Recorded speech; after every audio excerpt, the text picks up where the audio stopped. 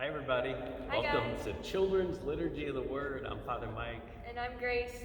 and Grace and I are here to share some Bible story with you, and then also talk a little bit about how we might apply that in our lives and have it make a difference to us. So I'm going to share with you the gospel today. It's about the feeding of 5,000 people, but get this, with only 5 loaves of bread and 2 fish.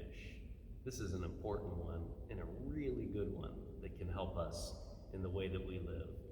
This is a gospel from the gospel according to John.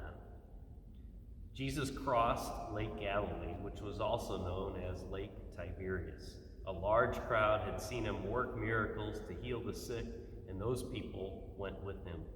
It was almost time for the Jewish festival of Passover, and Jesus went up on a mountain with his disciples and sat down.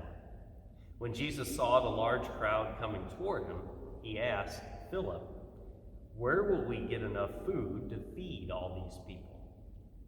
He said this to test Philip, since he already knew what he was going to do. Philip answered, "Don't you know that it would take almost a year's wages just to buy only a little bread for each of these people?" Andrew, the brother of Simon Peter, was one of the disciples. He spoke up and said, "There is a boy here who has 5 small loaves of barley bread and 2 fish.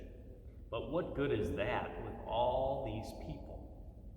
The ground was covered with grass, and Jesus told his disciples to have everyone sit down. About 5,000 men were in the crowd.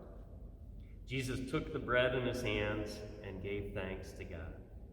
Then he passed the bread to the people, and he did the same with the fish, until everyone had plenty to eat. The people ate all they wanted, and Jesus told his disciples to gather up the leftovers so that nothing would be wasted.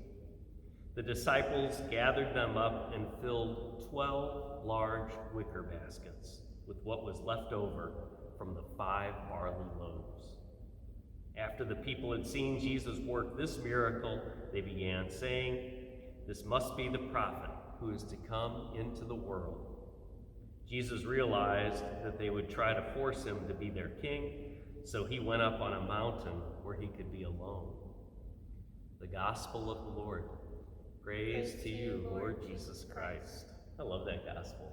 Yeah, it's a good story. I like that one It a lot. is.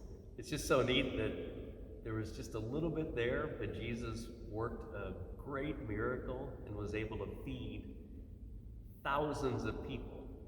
I mean, with 5 barley loaves, which were, I'm guessing, about that big. That's not even enough for my family when we get together for July 4th, much less 5,000 plus. Did you have 10 siblings? I had 9 siblings. You have 9, so there's 10. I'm the youngest of 10. Yeah. It's a big family. Yeah, so we went through a lot of bread, but nothing like 5,000 people. Yes. But isn't it cool that what Jesus does there is he takes those 5 loaves and those 2 fish, and he works that miracle. So he takes just a little bit of what somebody gave him, and he makes that bigger. And I think that in terms of like our own acts of kindness, when we do something nice for somebody, it doesn't seem like a big deal, but it makes a big difference to that person.